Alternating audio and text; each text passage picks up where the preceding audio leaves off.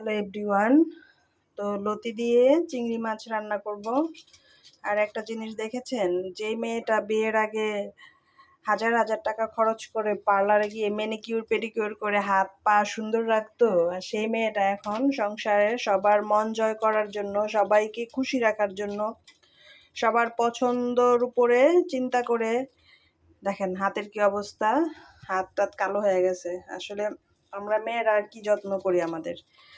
তো যাই হোক, যত্নটা আর কি করবো, সংসারে সবাই যদি ভালো থাকে, হ্যাপি থাকে, এটাই হচ্ছে আমাদের কাছে শুকরিয়া। আলহামদুলিল্লাহ, সবাইকে খুশি রাখতে পারলে নিজের কাছেও ভালো লাগে।